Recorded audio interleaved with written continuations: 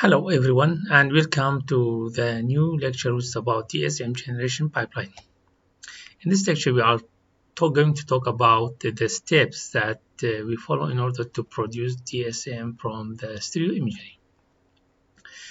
The introduction of this lecture is consisted from using stereo images and then passing through these steps in order to produce the disparity map or parallax map, which later can be used in order to produce the object coordinates. The steps is consist from first matching cost competition, then cost aggregation, and then disparity competition or optimization, finally disparity refinement. Let's start step by step. First of all, we have cost competition. As you can see, the cost competition, the goal of it is to measure the similarity of 2 points in the image. Hence, the similarity measurement is needed in order to compute the cost. As shown below, for example, we have this point or this pixel. We need to find the corresponding pixel along the second image. By the way, this image is rectified image, or means the y parallax is equal in the left and right image, which means we need only to identify the x parallax. The steps that you can see here, first we will check this one, and then this one, and then this one, and then this one, which means the maximum correlation or maximum similarity. It means the corresponding point. And this range from this one, from the S1 and S4, is called disparity range or parallax range, which means just searching within this limit and no need to search the whole line. And there's common similarity measure that can also be used for matching cost competition, which are consistent absolute intensity difference, AD, or square intensity difference, or which already we talked in the previous lecture, normalized cross correlation, census transform, and probabilistic mutual information, absolute difference, gradient and census, dynamic programming, graph cut, and deep learning, and others.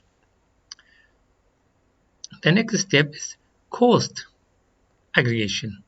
As you can see, after the cost competition, typically in the local approach, the cost aggregation step involves summing or averaging of a support region in the disparity space range.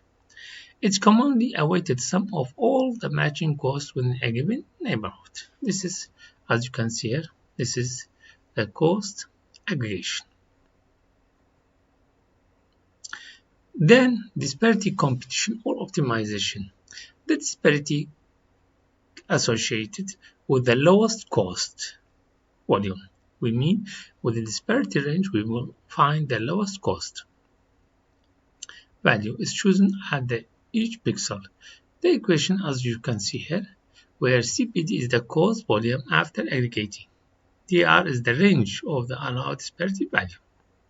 This is the range, and through this disparity, we will find the minimum. The maximum disparity value is based on the ground truth of the disparity map. Other examples of the optimization stage are dynamic programming, simulated annealing, scan, line optimization, and graph cut as discussed by the reference which shown here, Christine and Sizilisk. Finally is disparity refinement. In this one, we will refine the disparity and we will remove the noise or errors such as invalid match or occlusion. Some of the match methods to solve this problem is through implementing methods such as slanted plane smoothing for occlusion problem, such as weighted median filter refinement method and non-local refinement method. There's a lot of references which can be used in order to remove this outliers or noises from the disparity map. In order to convert this disparity map into the point cloud or object coordinate, what we need to, for example, from the left image, we have this pixel, And for the right pixel, what we will do, for example, this XL is this one. From the center of the image, we will measure XL. We already have Y. And then the other corresponding point is we will get from the disparity map, as you can see using this equation. XL, and for XR we will use this one, XL minus D. The D is the disparity value. For example, in each pixel we have different disparity value. We will get XR. Then we will use this XL, XR in addition to the Y value in the collinearity equation.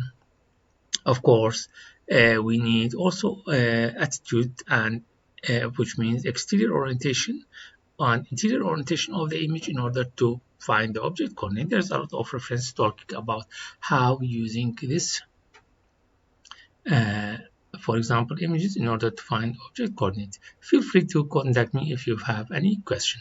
Thank you very much for your listening and have a good time. Thank you.